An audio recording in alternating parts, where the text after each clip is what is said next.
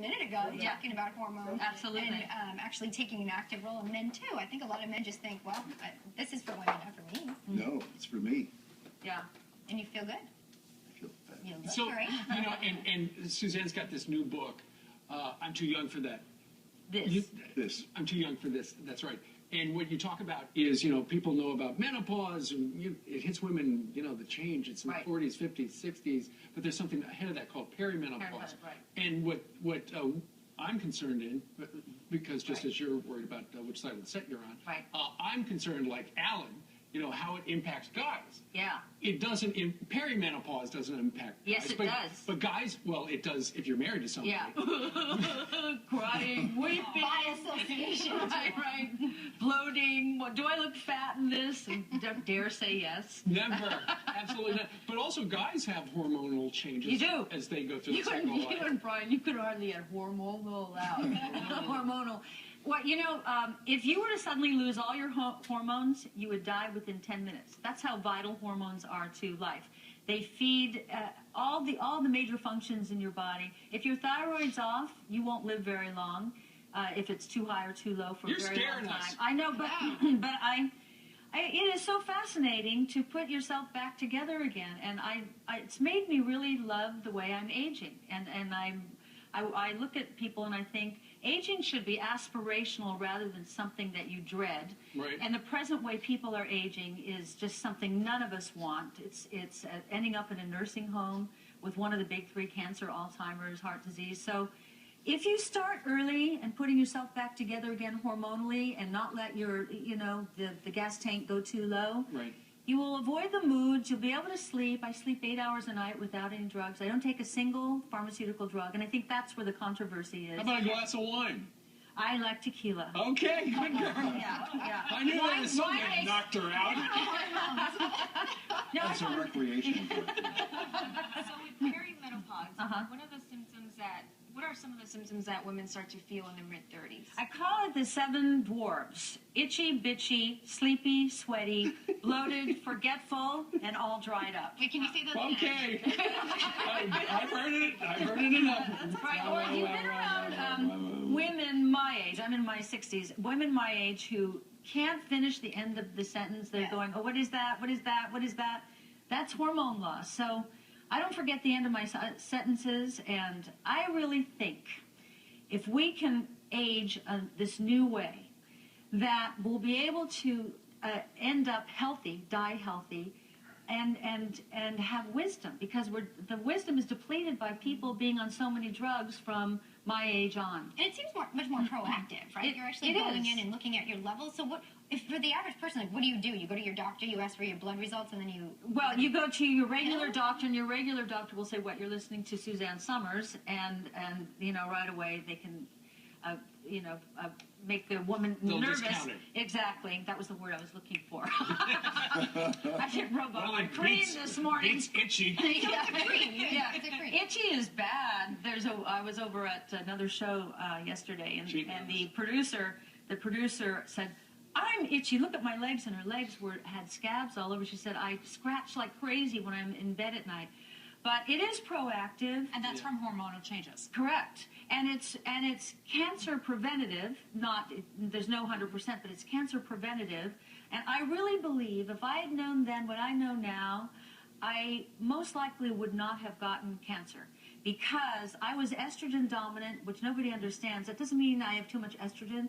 It means I'm not making enough progesterone, and progesterone is your anti-carcinogenic hormone component of the woman's hormone. So I was depleted completely of the protective part, and that's a hormone. Because you have breast cancer in your family, you should check. But a regular doctor has had only about 4 hours of instruction in hormone prescribing in medical school. So that's why I keep saying this foreverhealth.com. They are doctors who went outside of the box and went back and learned about this. It's so life-changing. The world would be a happier place if all the women were hormonally balanced. Or amen, sister. Or naturally, naturally. Or take them all off hormones, and it'll end the war. So check out her book, I'm Too Young for This.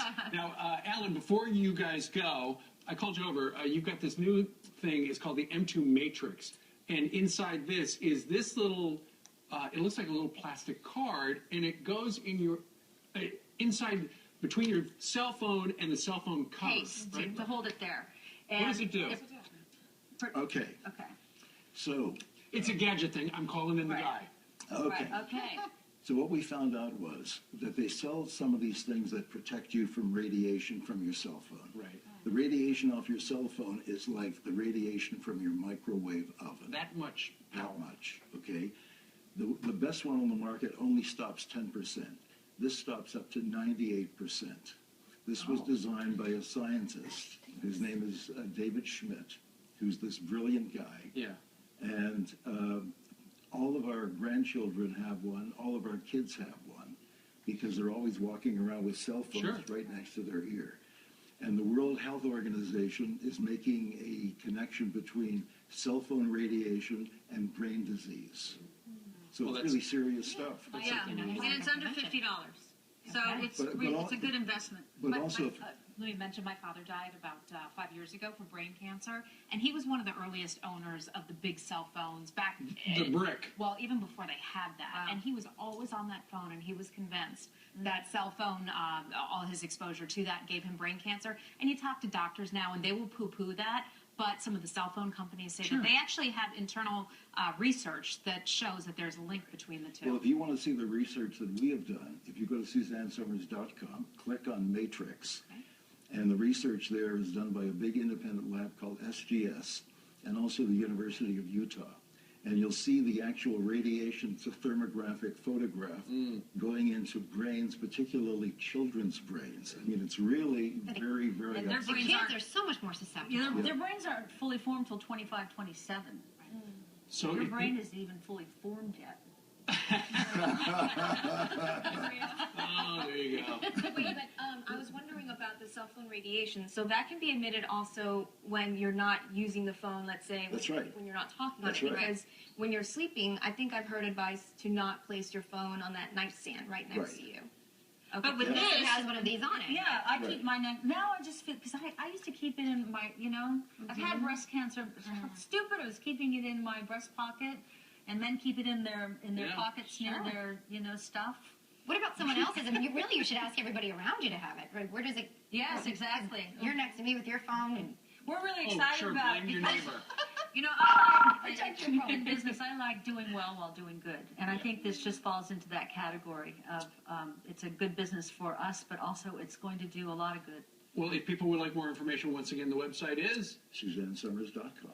Suzanne Summers. Thank you very much for Thank bringing you. Alan along and telling us about all this I stuff. just love being here, and I'm so happy you're on this show. This, my is, gosh. this is the most perfect place for you. And you've slid so people. seamlessly into this slot. Really great job. a lot of kindness in Yeah. this place. So Well, thank you. these two. And now we're gonna Everybody live a here. long time because Yeah. we're all going to be on natural hormones. That's right. We'll be here for a long time.